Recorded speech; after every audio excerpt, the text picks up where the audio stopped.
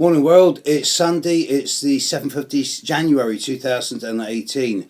A bit of a rant today, Sunday sermon, a bit of a rant, so if you're not interested in me ranting, switch off now. I'm going to get some criticism for this, but I don't really care. I had a lovely email yesterday from an unknowing eschatologist, eco-warrior in Northern California, who's young. By young I mean pre-Saturn return, only about 26, 27 from what I could make out, who is really not bemoaning, but aware of the issues really facing our planet. And I think it was a she, was talking about what the solutions can be realistically without blaming anyone or anything else.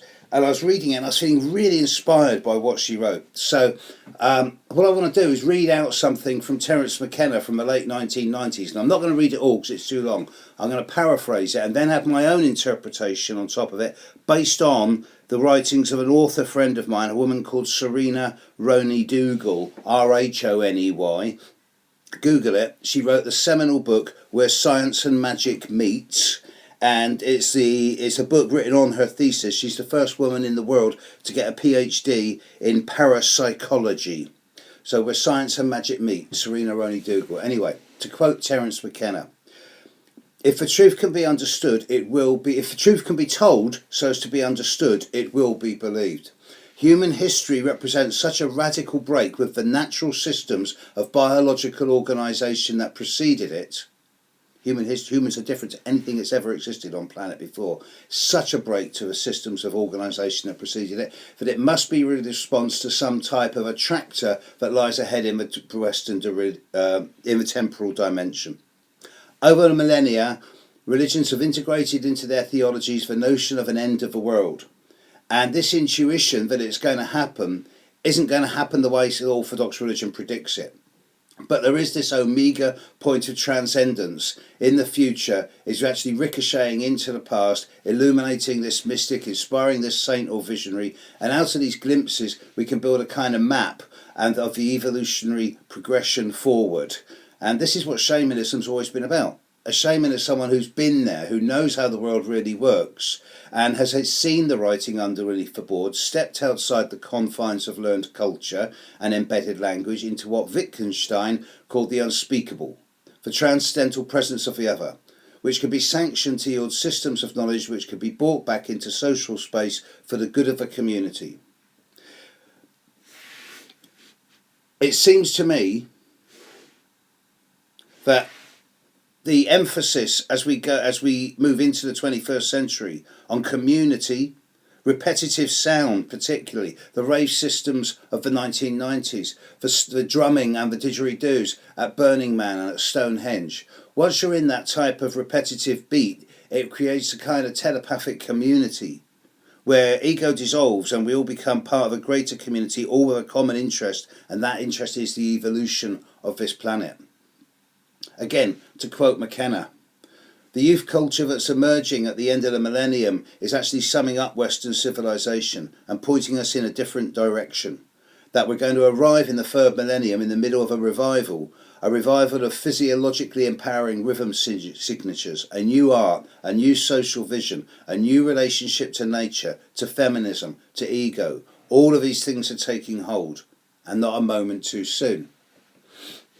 At the start of this, I talked about how human history represents a radical break with every system of biological organisation that preceded it. Humanity doesn't follow any biological pattern that's ever happened on planet Earth in billions of years.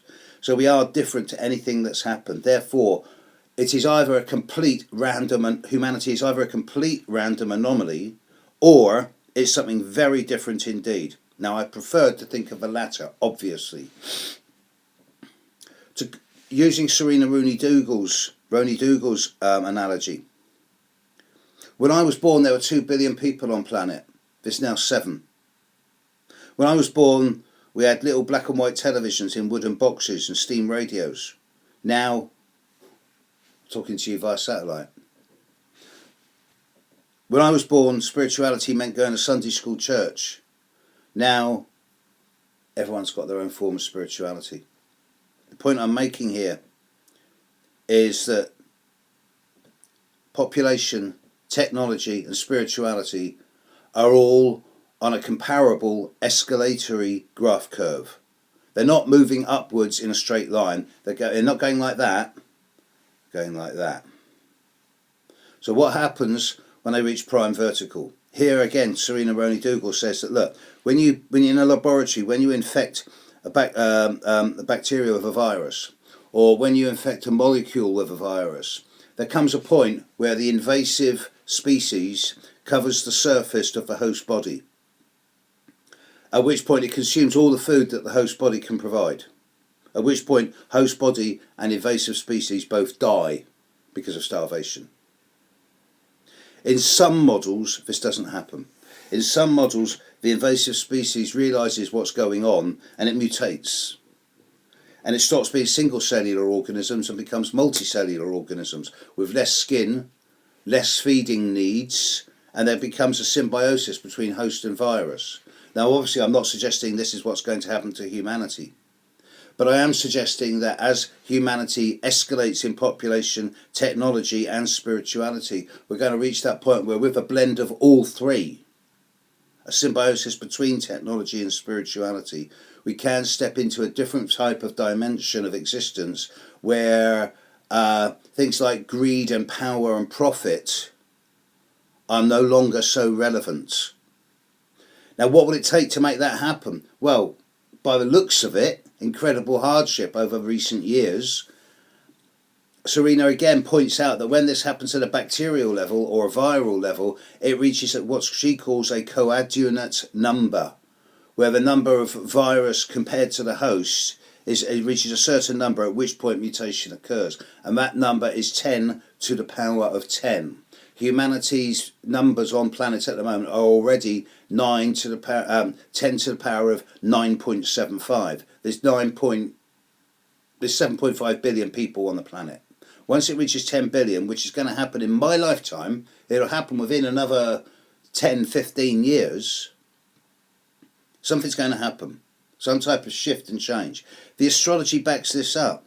Beyond the big conjunction of 2020, 2021, the astrology becomes a lot lighter. For the next 30 or 40 years, there's little along the lines of the massive conjunctions, grand crosses and eclipses that we've had over the last 40 or 50 years. Humanity seems to be on an accelerating path towards some point in the near future where some type of either breakthrough or breakdown is going to happen. Of course, I'd prefer the transcendence.